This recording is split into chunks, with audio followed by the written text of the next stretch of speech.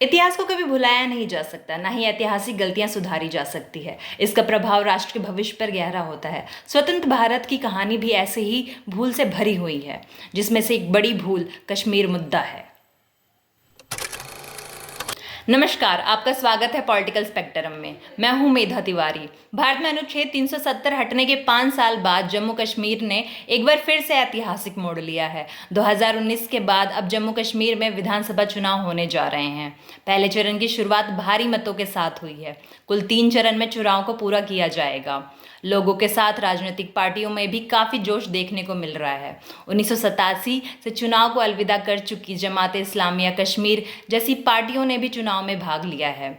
इस बार तमाम बड़ी पार्टियां Bhajpa, Congress, Communist Party, Jammu Kashmir National Conference, Ghulam Nabi Azad की अध्यक्ष वाली party Democratic Progressive Azad Party और कई पार्टियों और निर्दलों ने भी चुनाव में हिस्सा लिया है। ऐसे में अगले चरण और नतीजे को लेकर प्रदेश में काफ़ी हलचल देखने को मिल रही है। हलचल इसलिए भी क्योंकि जम्मू कश्मीर हर तरह से अहम है। इसे समझने के लिए जितना आज की साठगांठ को समझना ज़रूरी है, उतना ही इतिहास की पृष्ठभूमि को।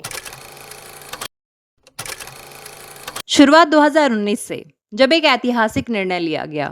इस फैसले ने जम्मू कश्मीर के विशेष अधिकार को समाप्त कर दिया और उसे 2 केंद्र शासित प्रदेशों में विभाजित कर दिया। अब कश्मीर बाकी भारत के बराबर है।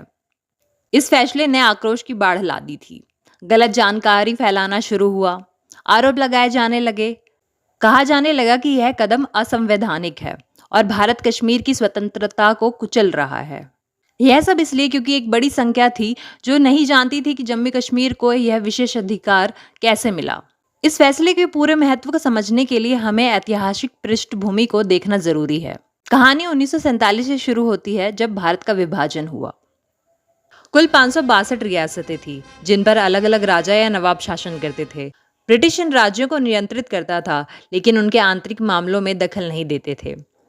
जब वे भारत छोड़ के जाने लगे तो एक बड़ा सवाल खड़ा हुआ, इन रियासतों की स्थिति क्या होगी। 1947 में भारतीय स्वतंत्रता अधिनियम ने स्पष्ट रूप से कहा कि ये रियासतें या तो भारत में विलय कर सकती है, पाकिस्तान में शामिल हो सकती हैं या स्वतंत्र रह सकती हैं। अधिकतर रियासतों ने भारत में विलय किया, जबकि कुछ ने पाकिस्तान का रास्ता चुना। जम्मू कश्मीर के महाराजा हरि सिंह ने अपने राज्य को स्वतंत्र रखने की इच्छा जताई। ऐसा इसलिए क्योंकि उनकी भारत और उनके प्रधानमंत्री जवाहरलाल नेहरू के साथ मतभिन्न था। नेहरू का एक मित्र कश्मीर में था, शेख अब्दुल्ला, जो कश्मीर की पहली राजनीतिक पार्टी कश्मीर मुस्लिम कॉन्फ्रेंस के नेता थे, जिसे आज नेशनल कॉन्फ्रेंस के नाम से जाना जाता है। शेख अब्दुल्ला भी कश्मीर पर शासन करना चाहते थे। वे कथित रूप से साम्यवादी प्रकार के सरकार की वकालत किया करते थे। 1946 में अब्दुल्ला ने राजा के खिलाफ क्विट कश्मीर मूवमेंट शुरू कर दिया, जो क्विट इंडिया मूवमेंट की नकल थी। यह आंदोलन न केवल व्यक्तिगत महत्वाकांक्षाओं से प्रेरित था, बल्कि यह अनुचित भी था, क्योंकि यह भारतीय राजा के खिलाफ था, न कि किसी विदेशी कब्जेदार के खिलाफ। शेख अब्दुल्ला चाहते थे कि राजा घाटी छोड़ दे। सवाल ये कि नेहरू इसे कैसे देखते थे। खैर, वह खुद एक कश्मीरी पंडित थे। कहा जाता है कि उन्होंने शेख अब्दुल्ला की हरकतों को नजरअंदाज किया। नेहरू अब्दुल्ला को ब्लड ब्रदर कहा करते थे। उन्होंने कभी उन्हें संदेह से नहीं देखा।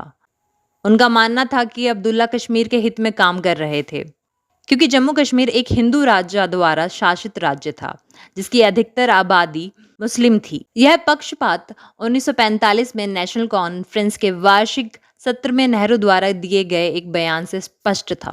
नेहरू ने कथित रूप से कहा था, अगर गैर मुस्लिम कश्मीर में रहना चाहते हैं तो उन्हें नेशनल कॉन्फ्रेंस में शामिल होना चाहिए या देश को अलविदा कह देना चाहिए।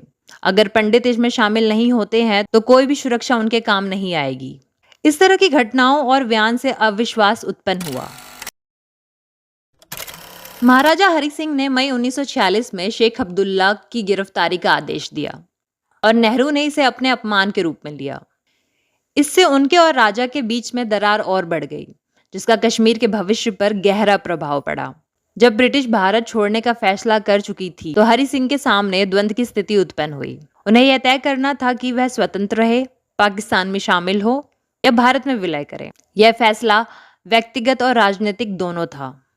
अगर उन्होंने भारत का साथ दिया तो पाकिस्तान से प्रतिकूल प्रक्रिया निश्चित थी। अगर उन्होंने पाकिस्तान के साथ हाथ मिलाया तो जम्मू कश्मीर के हिंदू और शेख अब्दुल्ला जो अपनी अलग योजनाएं रखते थे, उनसे नाराज हो जाते। महाराजा हरि सिंह असमंजस में थे। तभी उन्हें शेख अब्दुल्ला का एक पत्र मिला। अपनी प्रतिष्ठा को किनारे रखते हुए अब्दुल्ला ने भारत संघ में शामिल होने की अपील की। अब्दुल्ला की इस बदलती हुई राय के पीछे उनके व्यक्तिगत कारण थे। अगर महाराजा ने पाकिस्तान में विलय चुना होता तो अब्दुल्ला का राजनीतिक भविष्य खतरे में पड़ जाता, क्योंकि पाकिस्तान के नेता मोहम्मद अली जिन्ना ने शेख अब्दुल्ला को कांग्रेस का एजेंट कहा था, जो कश्मीर को भारत के हवाले करने की कोशिश कर रहा था। जिन्ना ने अब्दुल्ला के बारे में एक टिप्पणी की थी, हाँ, कुरान पढ़ने वाला लंबा आदमी जो लोगों का शोषण करता है। इस तरह पाकिस्तान की ओर से बढ़ते खतरे को देखते हुए अब्दुल्ला ने महाराजा हरि सिंह के साथ काम करने की इच्छा व्यक्त की, भले ही वह कुछ समय के लिए थी।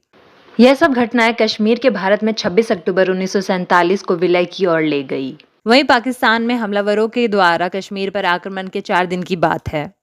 हमलावर तेजी से श्रीनगर के पास पहुंच गए। राजा ने अधिग्रहण पत्र पर हस्ताक्षर किए। भारतीय सेना ने हस्तक्षेप किया और कब्जे वाले क्षेत्र को मुक्त करा, कश्मीर को भारत का अभिन्न अंग बना दिया। लेकिन पाकिस्तान की हरकतें बंद नहीं हुई। हमलावर सीमा पर डटे रहे। कुछ रिपोर्ट के मुताबिक उनके ऑपरेशन जनरल सर फ्रांस मैसेरवी द्वारा संचालित किए जा रहे थे, जो पाकिस्तान सेना के पहले कमांडर इन चीफ थे।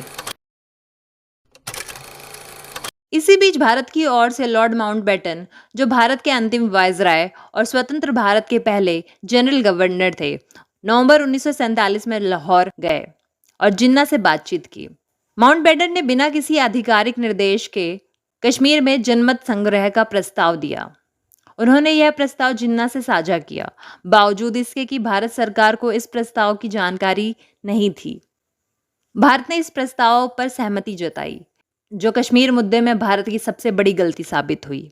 प्रधानमंत्री ने एक प्रसारण में कहा कि संयुक्त राष्ट्र की निगरानी में कश्मीर में जनमत संग्रह कराया जाएगा, यह सोचकर कि इससे युद्ध को रोका जा सकेगा। लेकिन इससे कश्मीर एक अंतर्राष्ट्रीय विवाद में बदल गया और भारत जो शिकायत करता था, पाकिस्तान जो हमलावर था, दोनों बराबर रखे गए। ऐसे ही कश्मीर मुद्दा भारत की अपनी गलतियों का परिणाम बन गया। नेहरू ने इस गलती को स्वीकार किया और कहा, कश्मीर मुद्दे में हमें बहुत परेशानी दी है। कुछ शक्तियों ने पाकिस्तान का समर्थन किया, हमें न्याय नहीं मिला।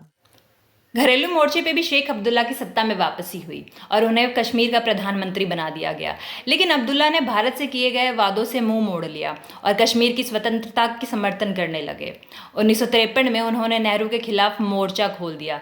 कश्मीर की इस स्थिति में धारा 370 और अनुच्छेद 35A जोड़ दिया गया, जिससे कश्मीर को अन्य राज्यों से अलग अधिकार मिला। यह है कश्मीर विवाद की उत्पत्ति की कहानी, जिसमें धोखा, षड्यंत्र, युद्ध, अलगाववाद, आतंकवाद शामिल है। यह भारत द्वारा किए गए गलतियों की कहानी है, जिसमें विदेशी शक्तियों ने हक जताया और राजनीतिक फैसलों में व्यक्तिगत संबंधों को प्राथमिकता देने के कारण ये गलतियां और बड़ी साबित हुई।